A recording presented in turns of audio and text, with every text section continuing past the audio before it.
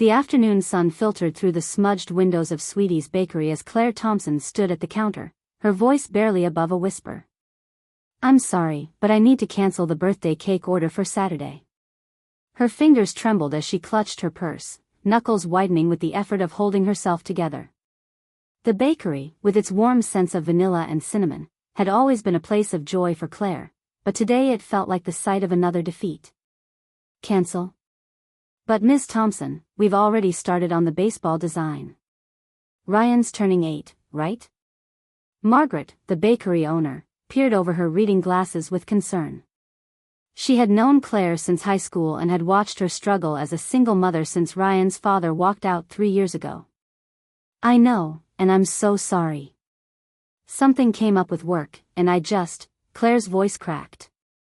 She couldn't bring herself to say that her hours had been cut at the hospital where she worked as a nurse's aide, or that the choice had come down to the cake or the electricity bill. "I'll still pay the deposit. I know it's short notice." What neither woman noticed was the tall man in the corner booth, his attention caught by the quiet exchange. Alexander Bennett had stopped at the small-town bakery on a whim while his driver filled up the car at the gas station across the street. Dressed in a charcoal suit that cost more than most people's monthly salary, he seemed out of place among the gingham curtains and faded linoleum. The tech billionaire was passing through on his way to a conference, his mind usually occupied with stock prices and acquisition deals.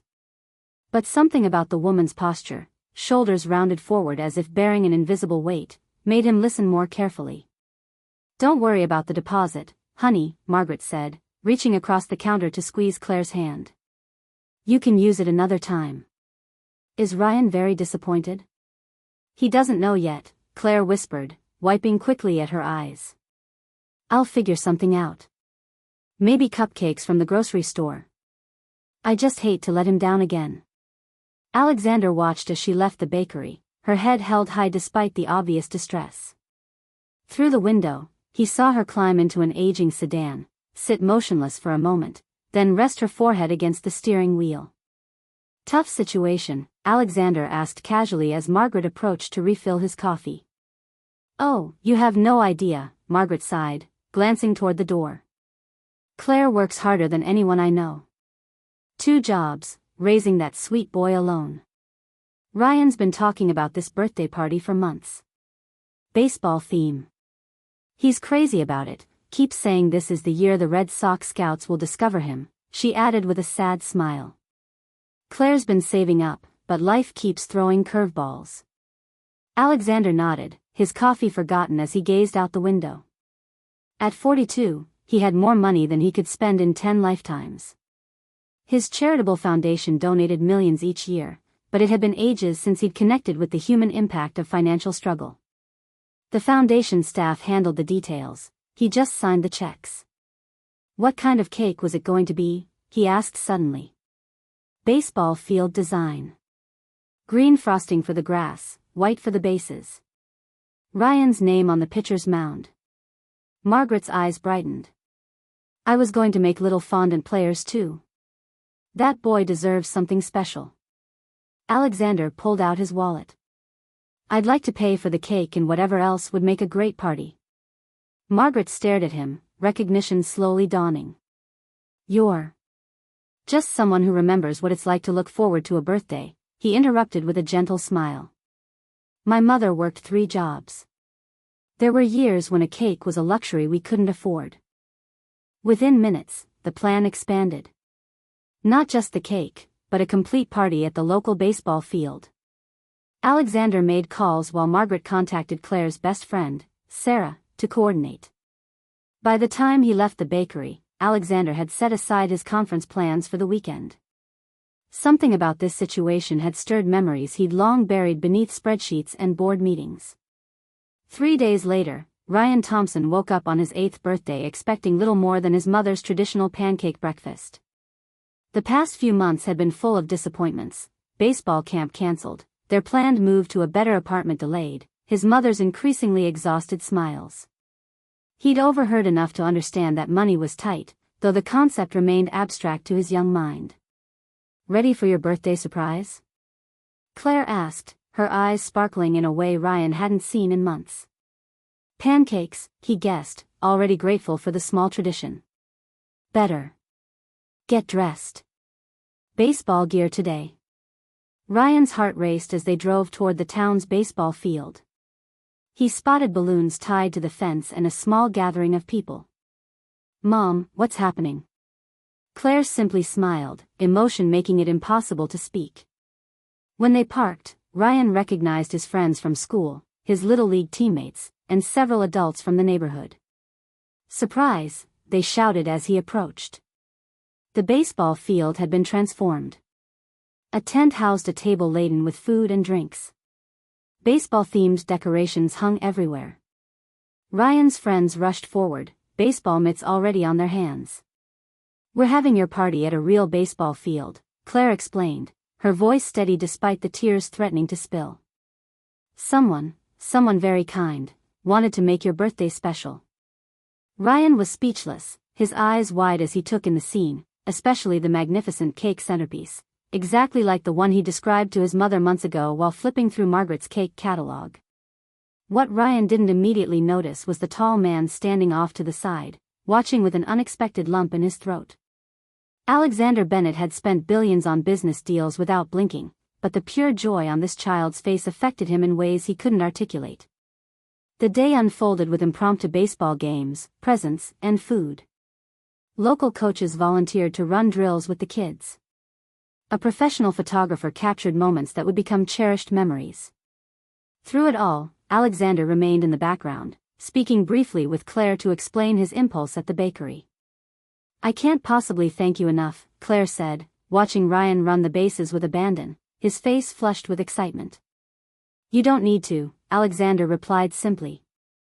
"Sometimes life deals unfair hands. I've been fortunate enough to receive more than my share of good cards. It's only right to redistribute the deck occasionally." As the afternoon light began to fade and children reluctantly headed home, Ryan approached Alexander, whom he'd been eyeing curiously throughout the day. "Mom says you're the reason we had this amazing party," Ryan said, looking up at the billionaire with unabashed directness. "She says you're like a baseball scout, but for people who need help." Alexander crouched down to meet the boy at eye level. "Your mom is the real hero.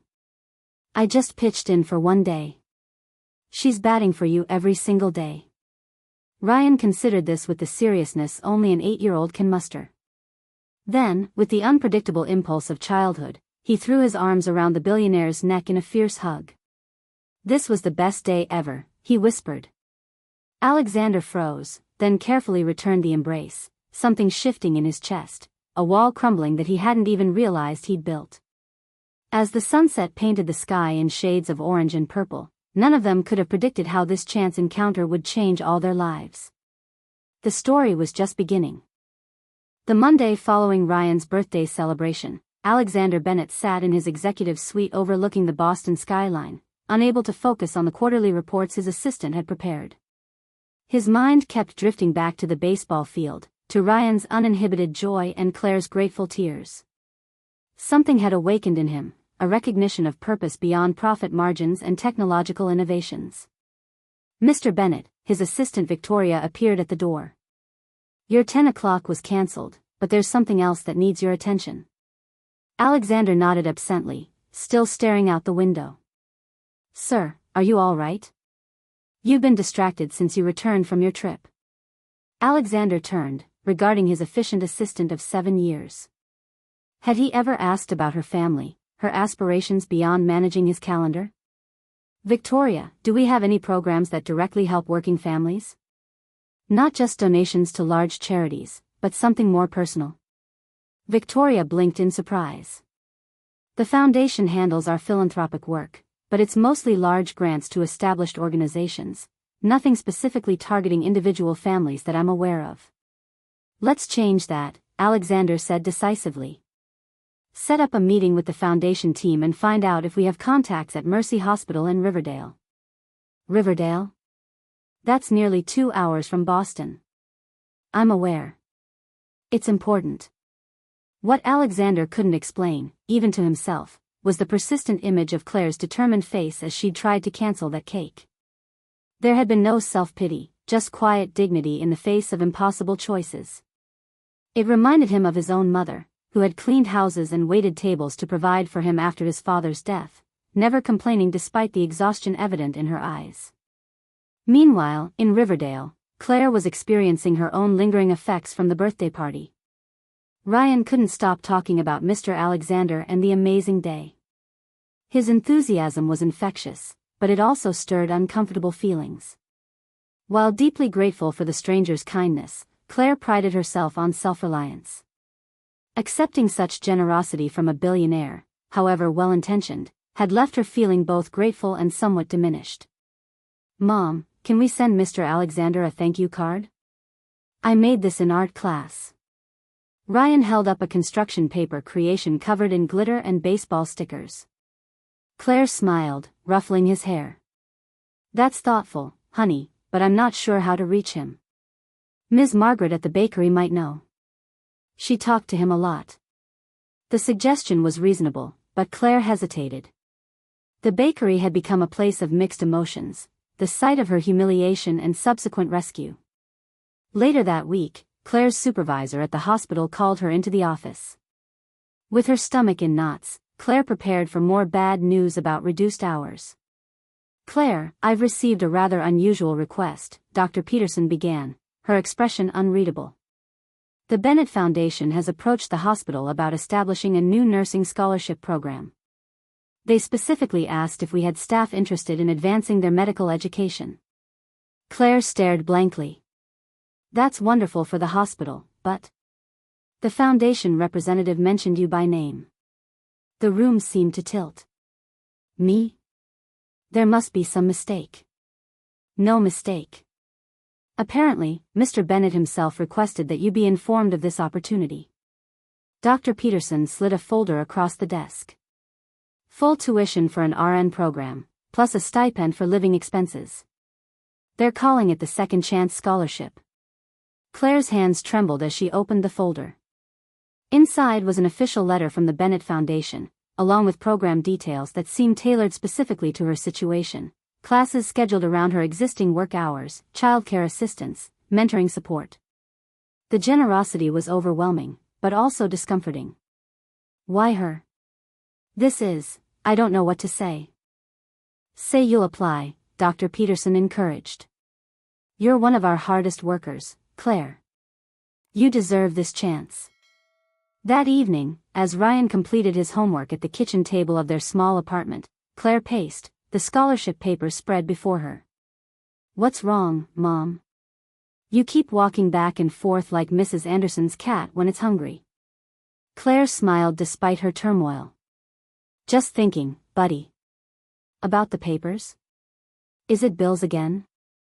His young face grew serious, displaying an awareness no 8-year-old should have about financial struggles. "No, actually, it's something good, potentially. But complicated." Ryan nodded sagely. "Like when Coach says I have great potential but complicated mechanics." Claire laughed, the tension breaking momentarily. "Something like that." The next day, she found herself standing once again in Sweetie's bakery, this time with purpose rather than defeat. "Margaret, I need to ask you something about Mr. Bennett." Margaret smiled knowingly. "I was wondering when you'd come by. That man was quite taken with you and Ryan." Claire blushed. "Not like that. He's established a scholarship at the hospital, and somehow my name was specifically mentioned. It feels, I don't know, targeted. I'm grateful, but also confused." Margaret wiped her hands on her apron. "He asked a lot of questions about you after you left that day." "Not in a creepy way," she added hastily. "He seemed genuinely concerned. Said something about seeing his own mother in you." "His mother?" "Apparently she raised him alone, worked multiple jobs. He said watching you reminded him of what she went through." This revelation shifted something in Claire's perspective. Not charity, then, but empathy born of shared experience despite the vast difference in their current circumstances. As Claire debated the scholarship offer over the following days, Alexander was implementing broader changes inspired by his encounter with the Thompsons. The Bennett Foundation launched a new initiative focused on supporting working single parents, particularly those pursuing education in healthcare fields. The pilot program would begin in Riverdale before expanding nationally. 2 weeks after Ryan's birthday, Claire was startled by a knock at her apartment door.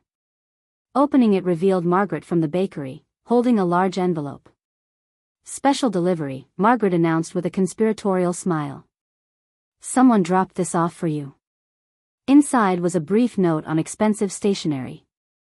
"Ms. Thompson, I hope you'll consider the scholarship opportunity. It's not charity, it's investment in someone who clearly has the determination and heart that our healthcare system desperately needs. No strings attached, no obligations. Your decision entirely." Separately, Ryan left quite an impression on me. Enclosed is a season pass for the Red Sox home games. My driver can arrange transportation for any games you wish to attend. Again, no obligations, simply an opportunity if you choose to accept it. With respect and admiration. Alexander Bennett.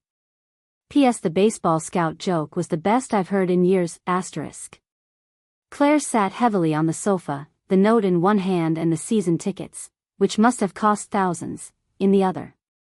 "Well?" Margaret prompted. "He's either the most generous man alive, or what?" Claire shook her head. "I don't know." "Why us? There are thousands of struggling families. What makes us special?"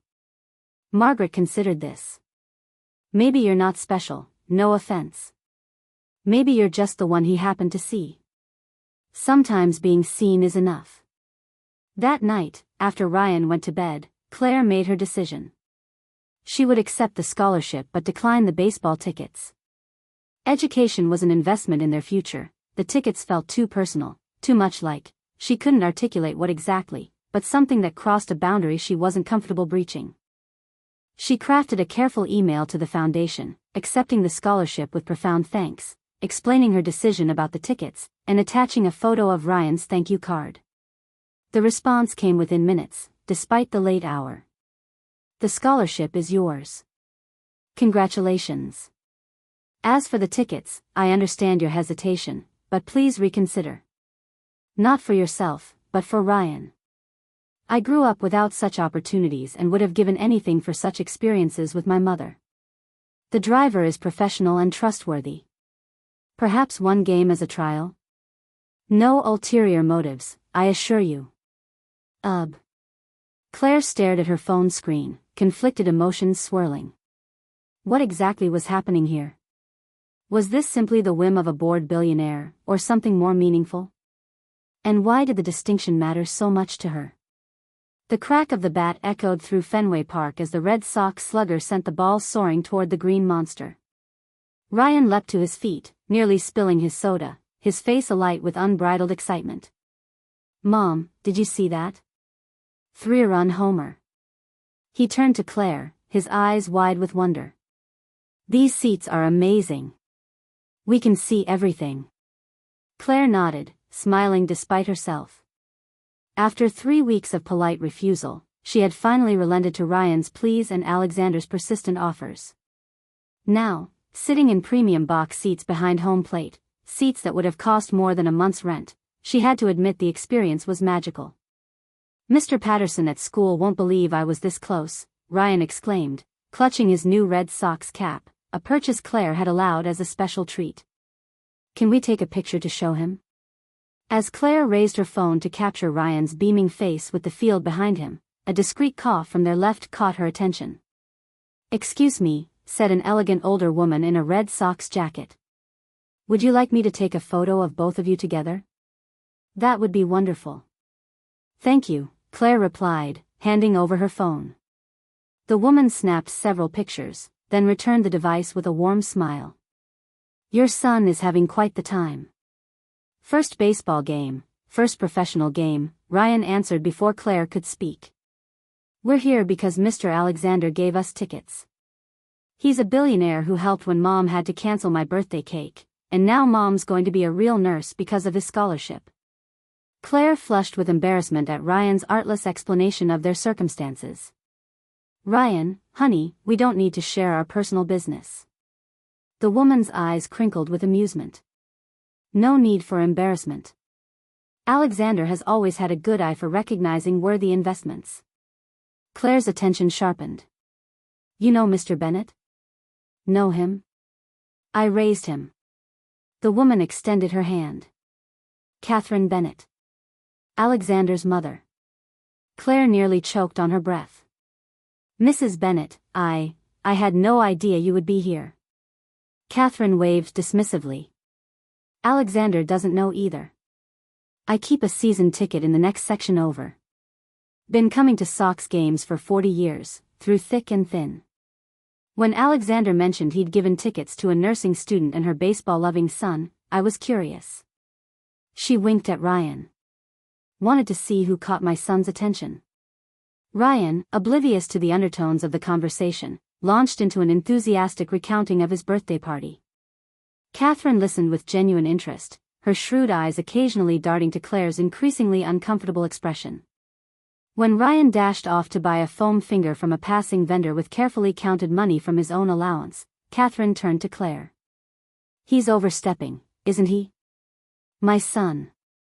Claire hesitated. I am incredibly grateful for the opportunities Mr. Bennett has provided. The scholarship will change our lives. But? Catherine prompted. But I can't help wondering why us? Why me? It feels personal in a way that makes me uneasy. Catherine nodded thoughtfully. Alexander lost his father when he was 6. I worked 3 jobs to keep us afloat. No time for baseball games then, she added with a touch of sadness. He built his empire from nothing, but success came at a cost. He's brilliant with technology, hopeless with people, especially since the divorce. Claire hadn't known he was divorced. The revelation somehow made him more human, less the infallible benefactor. When he called me about your situation, it was the first time in years I'd heard genuine emotion in his voice, Catherine continued. Whatever his reasons, they're sincere. She fixed Claire with a penetrating look. But you're right to maintain boundaries. Kindness shouldn't create obligation. Before Claire could respond, Ryan returned proudly sporting his new foam finger. The conversation shifted back to baseball, but Catherine's words lingered in Claire's mind throughout the evening. After the game, a thrilling Red Sox victory, they were escorted to a waiting car by Alexander's personal driver, William, a grandfatherly man who had charmed Ryan with baseball trivia during their drive to Fenway. Did you enjoy the game, young man? William asked as he held the car door open. Best day ever. Ryan declared. Then, with childish directness, is Mr. Alexander coming to see us? William glanced briefly at Claire. Mr. Bennett is currently in California on business.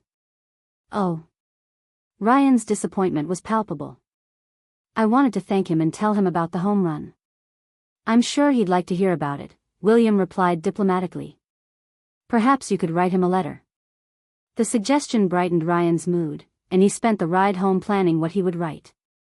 Claire remained quiet, processing the unexpected meeting with Catherine and the complex emotions it had stirred. Later that week, Claire began her first classes in the nursing program. The rigorous schedule, combined with her continued work at the hospital, left little time for overthinking the Bennett situation. She threw herself into her studies with determination, grateful for the opportunity regardless of its unusual origins. Nearly a month passed without any direct contact from Alexander, though the foundation staff checked in regularly to ensure the scholarship program was meeting her needs.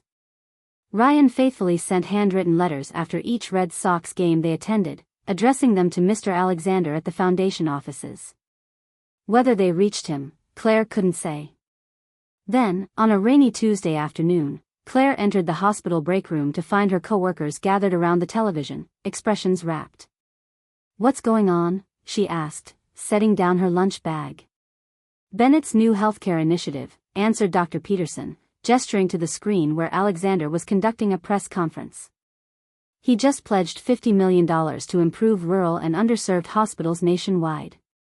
Claire moved closer to the television, studying the man who had so dramatically altered her family's trajectory.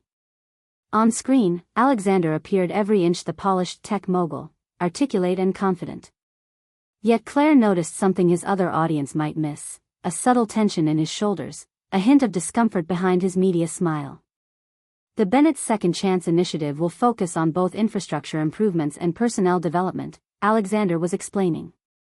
We've already piloted a nursing scholarship program that's showing promising results. A reporter raised a hand. Mr. Bennett, this represents a significant shift in your foundation's focus. What inspired this change? For a brief moment, Alexander's composure faltered. Sometimes we need reminders of what truly matters. Healthcare isn't just about technology, it's about people. People who make hard choices, who sacrifice daily to care for others. His gaze seemed to look beyond the press corps, as if seeing something, or someone, else entirely. This initiative honors my mother, who worked as a hospital aide while raising me, and every parent who has ever stood at a counter making impossible choices between necessities and small joys. Claire felt her cheeks warm as several co-workers turned toward her, the connection suddenly obvious to those who knew her story. He's talking about you, whispered Lisa from radiology. You're the inspiration for a $50 million initiative. Overwhelmed, Claire slipped out of the break room, seeking refuge in a quiet corridor. Her phone buzzed with a text from an unknown number. I hope I didn't overstep by mentioning the scholarship program. Your privacy remains paramount. How had he gotten her number? The foundation paperwork, of course. Claire hesitated before responding. The initiative sounds wonderful. Many families will benefit. Ryan and I enjoyed the Red Sox games. Especially meeting your mother, The response came immediately, my mother? Catherine was there? She introduced herself, Lovely woman. There was a longer pause before, she's always been my best advisor and worst meddler. I apologize if she said anything inappropriate, Claire smiled despite herself. She said you're brilliant with technology, hopeless with people. Accurate assessment. May I call you? There's something I'd like to discuss regarding the foundation, Claire's thumb hovered over the phone. A boundary was being crossed, yet she found herself surprisingly comfortable with the shift. I'm at work until 6. After Ryan's bedtime at 8:30 would be best, That evening, after tucking in an exhausted Ryan, Claire sat at her small kitchen table, nervously awaiting Alexander's call. When her phone rang precisely at 8:30, she took a deep breath before answering. Ms. Thompson, thank you for taking my call. It's Ms., and please call me Claire. Claire, then. I'm Alexander, not Mr. or Bennett, he replied, a smile evident in his voice. I wanted to discuss expanding the scholarship program based on your experience so far. Your feedback would be invaluable. For the next hour, they talked about the practical challenges of pursuing education while parenting alone. Claire found herself speaking candidly about childcare difficulties, scheduling conflicts, and the emotional toll of divided attention. Alexander listened intently, asking thoughtful questions without the condescension she might have expected from someone in his position. You should be consulting with education experts, Claire said finally. Not a nursing student who's only been in the program for a few weeks. Experts provide theory. You provide reality, Alexander replied. That's far more valuable. Their conversation shifted gradually from the scholarship program to more personal topics, Ryan's baseball aspirations, Alexander's latest tech project, books they'd both enjoyed. By the call's end, Claire realized with surprise that nearly 3 hours had passed, and that she had laughed more than she had in months. I'd like to continue this conversation, Alexander said as they prepared to hang up. Perhaps in person, if you're comfortable with that. Purely professional, of course, he added hastily. The foundation could benefit enormously from your ongoing input. Claire hesitated, aware of crossing into unfamiliar territory. I'd be happy to help with the foundation, she said carefully. For Ryan's sake as much as others. Every child deserves a birthday cake. Autumn painted Riverdale in brilliant hues of red and gold as September gave way to October. In the 6 months since Ryan's birthday, life had transformed for the Thompsons in ways Claire could never have imagined. Her nursing program was challenging but rewarding. Ryan was thriving in a new after-school program sponsored by the Bennett Foundation, and their financial situation, while still requiring careful management, no longer teetered on the edge of crisis. What had begun as a purely professional relationship with Alexander Bennett had evolved into something neither of them had anticipated. Their first in-person meeting after the phone call, coffee at a quiet cafe to discuss scholarship program improvements, had led to dinner the following week to continue the conversation. That dinner had somehow turned into a regular occurrence, with Alexander making the 2-hour drive from Boston whenever his schedule permitted. "Mom, is Mr. Alexander coming tonight?" Ryan asked, looking up from his homework at the kitchen table. The question carried no judgment, just curiosity mingled with hope. Over the months, Alexander had become a fixture in their lives, bringing a stability that had been missing since Ryan's father departed. "Yes, he's joining us for dinner," Claire replied, checking the lasagna in the oven. "He mentioned bringing those astronomy books you were talking about last time." Ryan's face lit up. "Awesome. I need them for my science project." "Do you think he'd help me build the solar system model too?" "You can ask him yourself," she answered, trying to keep her tone casual despite the flutter in her stomach.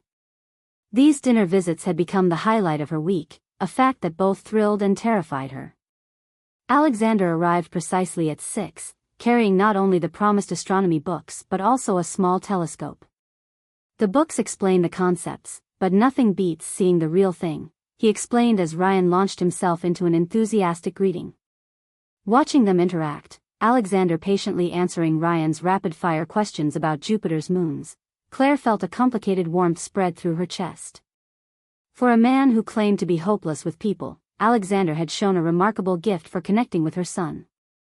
There was no condescension, no performance in his attention, just genuine interest. Later, after Ryan had reluctantly gone to bed, extracting a promise from Alexander to set up the telescope that weekend, Claire and Alexander settled on the small balcony of her apartment, mugs of tea in hand. "The foundation board approved all your suggested changes to the scholarship program," Alexander said, his voice quiet in the evening stillness.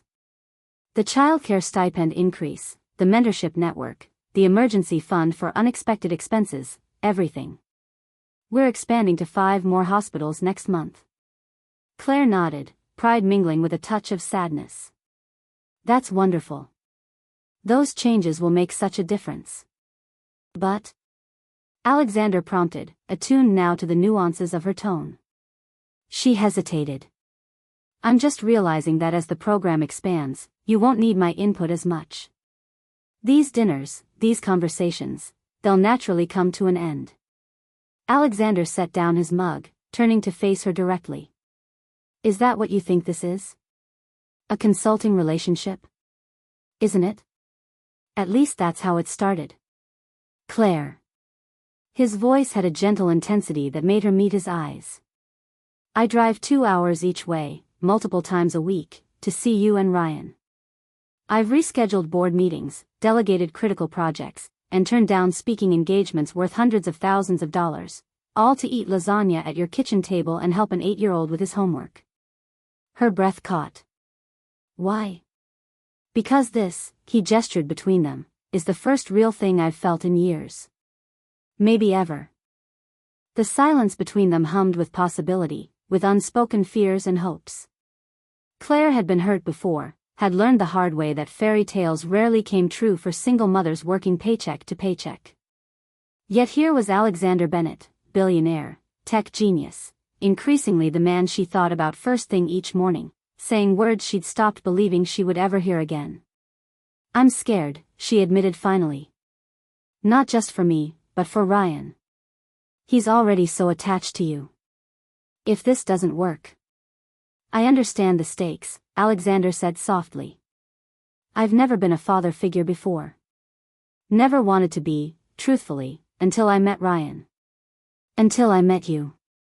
Their conversation was interrupted by Claire's phone ringing, the hospital calling her in for an emergency shift. Reality reasserting itself, as it always did. As Alexander prepared to leave, he paused at the door. "Think about what I said." We can take this as slowly as you need. Claire nodded, suddenly overwhelmed by the possibilities stretching before her. I will. The following weeks brought a whirlwind of activity. Midterm exams consumed Claire's study time, while Alexander faced a crisis at his company that required his presence in California. They spoke daily by phone, but 2 weeks passed without seeing each other in person, the longest separation since their dinners had begun. Ryan grew increasingly worried as the days passed without a visit from Mr. Alexander. Is he not coming back? He asked one evening, his voice small.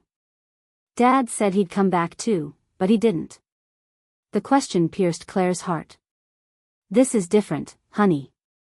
Alexander is just very busy with work right now.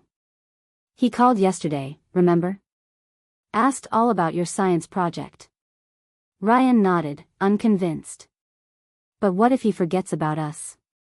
He has a big important company and fancy cars and probably lots of friends who are rich like him. The child's insecurity mirrored her own unspoken fears. What place could she and Ryan possibly have in Alexander Bennett's world? Despite his assurances, despite the genuine connection they'd formed, the gulf between their lives remained vast. That weekend, as Claire helped Ryan with his solar system model, her phone chimed with a text from Alexander. Emergency resolved. Back in Boston. May I see you both tomorrow? I've missed you more than I can say. Just as she was about to reply, there was a knock at the apartment door. Opening it revealed Catherine Bennett, Alexander's mother, holding a bakery box from Sweeties. Catherine, this is unexpected, Claire said, recovering from her surprise. Good unexpected, I hope, the older woman replied with a smile. Margaret mentioned you'd been working double shifts this week. Thought you and Ryan might appreciate some of her cinnamon rolls. Claire welcomed her in, introducing Ryan, who was initially shy but quickly warmed up when Catherine showed interest in his half-completed solar system. Alexander was obsessed with space at your age, Catherine told him. Built a rocket in our backyard when he was 10. Nearly set the neighbor's tree on fire during the launch.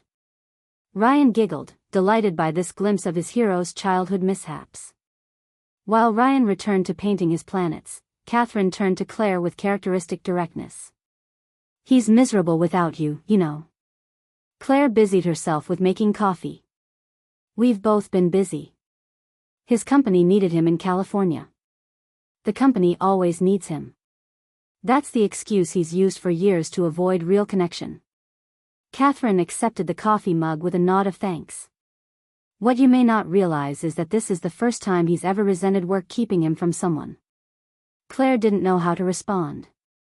Her feelings for Alexander had deepened into something profound, something she hadn't dared name even to herself. Catherine continued, her voice softening. When my husband died, I thought I'd never find love again. Too busy, too many responsibilities, too many risks. It took me 12 years to realize those were excuses born of fear. And did you find love again? Catherine's eyes twinkled. William and I have been married for 26 years now. William?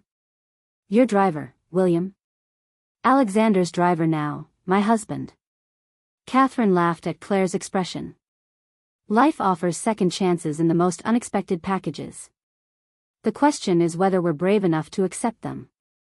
After Catherine left, Claire sat on the balcony long into the evening, contemplating second chances and unexpected packages. When her phone rang just after 9, she wasn't surprised to see Alexander's name. I'm back, he said without preamble. Mother mentioned she visited you today. I hope she behaved herself. Claire smiled. She brought cinnamon rolls and embarrassing childhood stories. Ryan was thrilled. And you? Were you thrilled to hear about my pyrotechnic failures? I was glad to know you weren't always perfect. There was a pause. I've never been perfect, Claire. But these past months with you and Ryan, I've been better. Happier. More myself than I've ever been. The vulnerability in his voice gave her courage. We've missed you. Both of us. I've been thinking, Alexander said carefully. The foundation is opening a new office in Riverdale to manage the expanding scholarship program. It would make sense for me to spend more time there, to be closer to the project. The project, Claire repeated, a smile in her voice. And to you, he admitted. If that's what you want too. 6 months after a cancelled birthday cake had brought them together, Alexander and Claire sat side by side on bleachers at Ryan's baseball field, watching him practice with his team. The evening was cool, autumn giving way to winter's approach. He's getting better, Alexander observed as Ryan connected with the ball, sending it sailing over second base. The coaching helps. And the practice field you funded for the league. Alexander shrugged off her gratitude, as he always did. Small investment, significant returns. The Bennett way. Claire turned to study his profile in the fading light. Is that how you see us? An investment? He met her gaze, his expression serious. The best I've ever made. But not in the way you mean. He reached for her hand, lacing their fingers together. You and Ryan showed me what I'd been missing while building my empire. Purpose. Connection. Joy in simple things. They sat in comfortable silence, watching Ryan run bases with his teammates. The past 6 months had brought challenges as they navigated their evolving relationship, balancing Claire's fierce independence with Alexander's instinct to solve problems with money, integrating their vastly different worlds, building Ryan's trust that this new family configuration would last. I have something for you, Alexander said suddenly, reaching into his jacket pocket. Not what you might think, he added quickly, noting her expression. That conversation is for later, when you're ready. He handed her an envelope. Inside, Claire found the deed to a modest house a few blocks from her apartment, close to Ryan's school, the hospital, and the park where he played baseball. Alexander, I can't accept this. It's not a gift, he corrected gently. It's an investment property owned by the foundation, designated as housing for scholarship recipients. You'd be the program administrator, living on-site to mentor future students. Salary commensurate with the position, of course. Claire narrowed her eyes. You created an entire housing program just to give me a house without making me feel like a charity case. Alexander had the grace to look slightly abashed. The program is legitimate. We've been planning it for months. Your advisorship has been invaluable. And the house just happens to have 3 bedrooms, a home office, and a backyard perfect for a telescope? Functional requirements for the program administrator, he replied with mock seriousness before his expression softened. I want to give you and Ryan the world, Claire, but I'm learning that what matters most is being part of that world with you, however you'll have me. As Ryan jogged toward them, face flushed with exercise and happiness, Claire made her decision. The path forward wasn't without complications, but some journeys were worth every challenging step. We accept, she said, squeezing Alexander's hand. The position, and everything that comes with it. Ryan reached them, breathless with excitement. Did you see my hit? Coach says I have a natural swing. We saw, Alexander confirmed, making room on the bench between them. Outstanding form. As Ryan launched into a detailed analysis of his performance, Alexander caught Claire's eye over the boy's head. The look that passed between them held a promise, a family formed not by blood but by choice, of second chances embraced, of a future brighter than either could have imagined that day in Sweetie's bakery when a cancelled cake had changed everything.